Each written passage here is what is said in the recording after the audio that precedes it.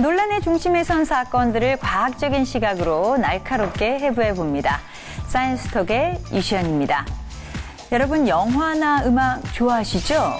그런데 그냥 영화를 감상하거나 음악을 듣는 일이 나를 저작권 침해 사범으로 내몰 수 있다라는 생각 해보신 적 있습니까? 실제로 이런 일이 급증하고 있다고 하는데요. 나도 모르게 내가 저작권을 침해하고 있는 것은 아닌지 한번 확인해 볼 필요가 있을 것 같습니다. 자, 그래서 오늘 사이언스톡에서는요, 반드시 알고 지켜야 할 저작권법에 대해서 저희가 정확하게 짚어드리도록 하겠습니다. 화면으로 먼저 만나보시죠.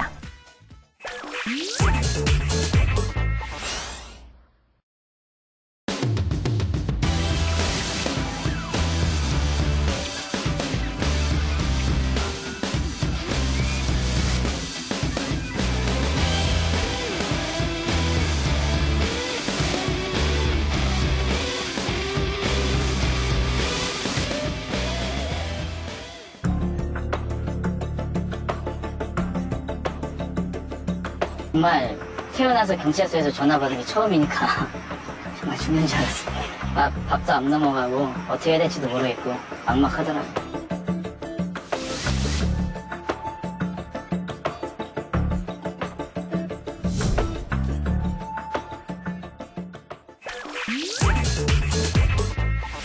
우리가 접하는 사이버상의 컨텐츠들은 창작과 동시에 저작권이 생긴다고 합니다.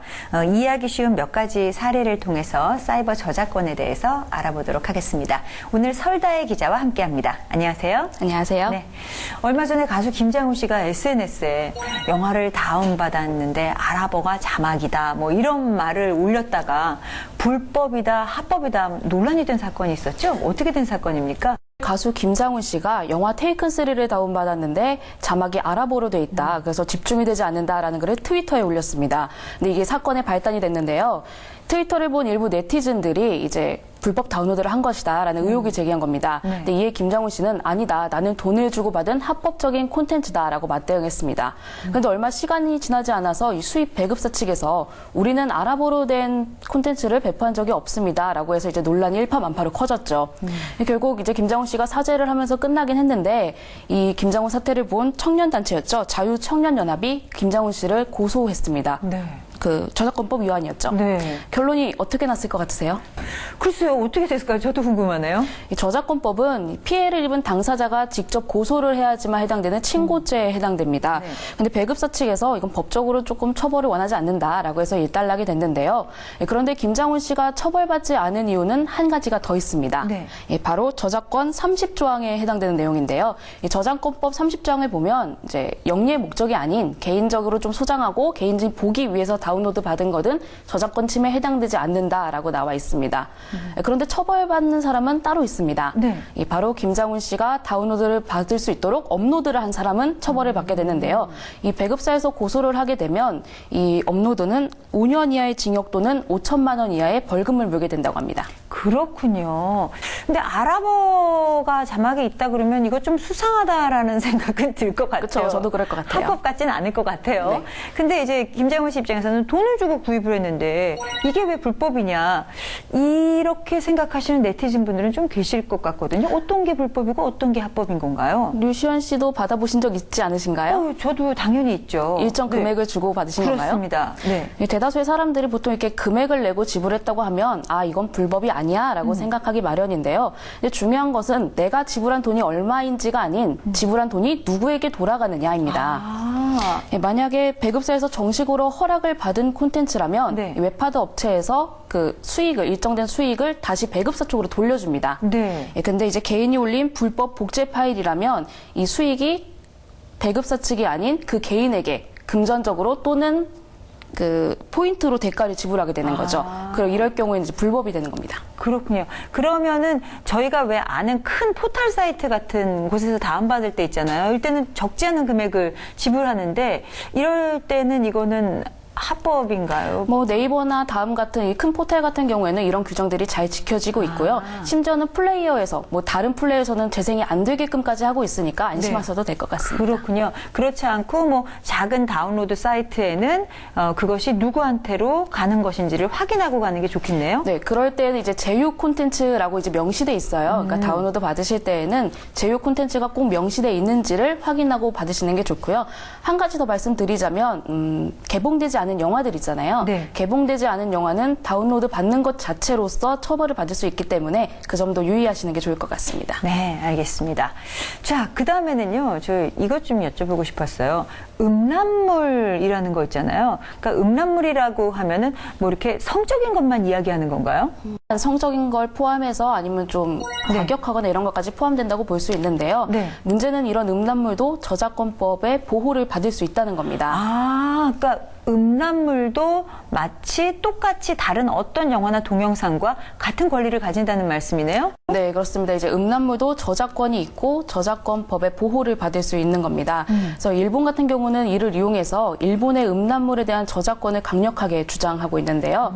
뭐 이에 대해 우리 검찰은 음란물은 보호할 가치가 없다. 이걸 왜 보호하냐라는 입장을 고수하고 있습니다. 네. 그 유통되고 있는 웹하드 유통 쪽에서도 굳이 음란물을 왜 우리가 그렇게 저작권을 지켜야 하느냐라는 입장이고요. 참 그거 미묘하네요. 좀 애매한 입장이기도 하죠. 근데 네. 일본은 좀 여기에 좀 다른 의견을 갖고 있나 봐요. 네. 그래서 좀 아니다. 이게 음란물인지 아닌지 구분하는 게 아니라 동영상 자체를 불법으로 복제를 하고 배포하는 것 자체가 저작권 침해에 해당된다라면서 민사소송까지 한 상황입니다. 네. 뭐 아직 결과가 어떻게 나오진 않았는데요. 앞으로 이 결과에 따라서 그 음란물이 어떻게 좀 규제가 되고 저작권 보호가 어떻게 될지는 좀 지켜봐야 될 것 같습니다. 이 음란물의 저작권 보호가 참 애매할 것 같다라는 생각이 듭니다.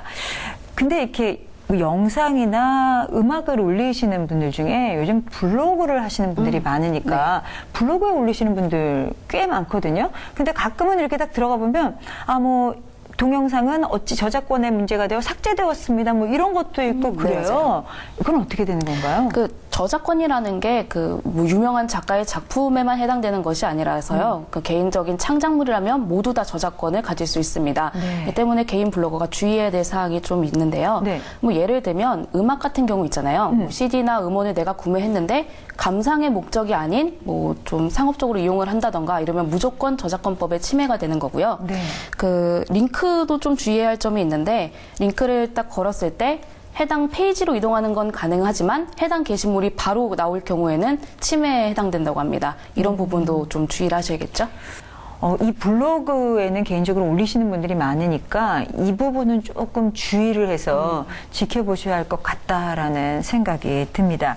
근데 인터넷이 아무래도 우리 아이들이 사용하는 경우가 많잖아요. 그렇죠. 그래서 아이들의 뭐 유해한 걸 차단하는 분들도 있고 뭐 그런데 아이들이다 보니까는 특별히 또 이 저작권에 대한 인식이 더 부족해서 아이들이 피해자가 되는 경우도 있다면서요? 네, 맞습니다. 그래서 요즘 활기를 치고 있는 게 바로 합의금 장사인데요. 네. 이게 말씀하신 대로 청소년이나 대학생들이 좀 잘 모르고 올렸다가 이게 타깃이 돼서 지금 불법적으로 좀 악용이 되고 있는 사례가 많아요. 네.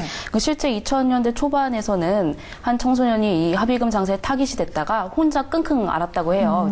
뭐 상담할 데도 없고 엄마한테 말하기도 좀 그러고 그러니까 그러다 결국 자살까지 이제 선택하는 사건도 있었다고 하거든요. 네. 자기 목숨을 버릴 정도면 그 어린 친구가 얼마나 고민을 했을까. 저도 마음이 다 아프네요.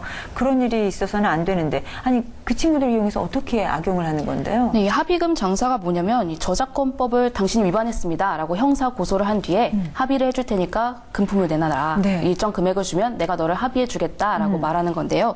이 돈을 주고 합의를 하면 고소가 취하되기 때문에 이를 좀 악용한다고 볼 수 있습니다. 어떻게 악용을 하는데 한 번 취한 걸 다시 살 수는 없는 거잖아요. 이게 좀 방법이 다양해요. 네. 이게 좀 어떤 식이냐면 그 만화책을 보다 보면 1편부터 5편까지 이렇게 쭉 업로드를 할 거 아니에요. 그렇죠. 네. 근데 그걸 한 번에 해도 고소가 가능하거든요. 근데 이제 합의금을 많이 이제 뜯어낼 목적으로 편당으로 고소를 하는 거예요. 어머. 시간을 두고.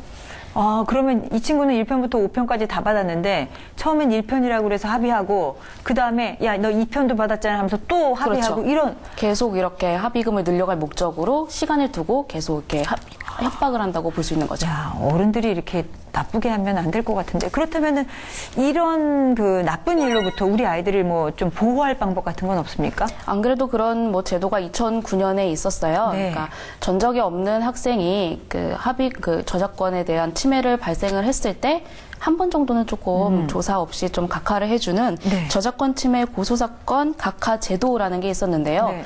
이게 제도가 실행되고 나서부터 조금 이런 청소년들의 범죄율이 많이 줄긴 했어요. 근데 지난 2월 이게 만료가 됐습니다. 아, 그래서 정부에서 좀 고민을 하다가 아직까지는 우리 청소년들이 좀 사회적으로 이런 저작권을 침해할 수 있는 환경에서 살고 있다라고 판단해서 그 올 1월 이제 다시 개정을 해서 1년 동안은 다시 연장을 하기로 했대요. 네.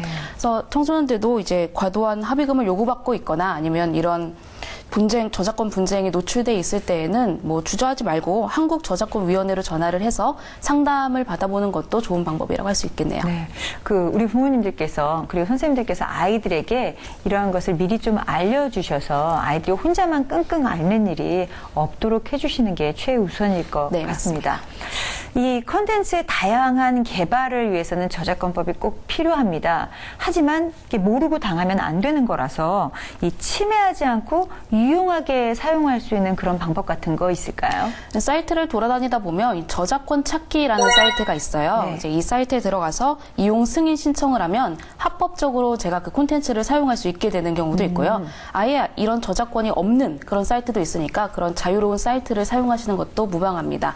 블로거 입장에서는 그 좀 자신의 저작물을 지키기 위한 방법도 있는데요. CCL이라고 하는 거예요. 근데 이 CCL 마크가 예를 들자면 만화가 강풀을 들 수 있는데요. 그 웹툰 작가 강풀은 자신의 웹툰 왼쪽 하단에다가 그 손바닥 혹은 발바닥에 표시를 해놓는다고 해요. 네. 손바닥 같은 경우는 이 웹툰의 일부분을 퍼가셔도 됩니다라는 뜻이 있고 발바닥 같은 경우는 전부를 사용해도 됩니다라는 뜻이 있다고 하거든요. 그러니까 네. 사용자 입장에서 이런 거를 좀 잘 보고 판단한 다음에 사용하는 것도 나쁘지 않는 방법이라 볼 수 있네요. 근데 아무래도 가장 중요한 건 아이들이 잘 인지를 하고 있는 거겠죠. 그러니까 가정이나 학교에서 좀 저작권이나 저작권법에 대한 중요성과 이런 좀 조심해야 될 것들을 사전에 교육하는 것도 가장 중요하다고 볼 수 있습니다. 네. 오늘 사이버상의 컨텐츠를 지혜롭게 사용하기 위해서 저작권법에 대해서 설다혜 기자와 함께 이야기 나눠봤습니다. 고맙습니다.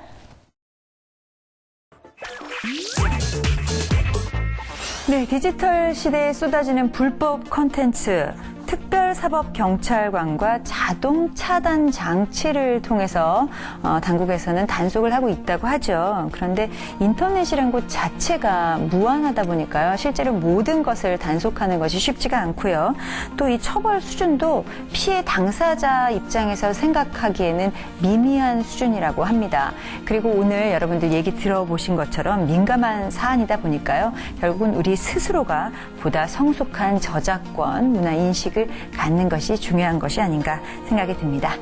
저는 사이언스톡 다음 주에 더욱더 새롭고 유용한 정보 가지고 찾아오도록 하겠습니다. 고맙습니다.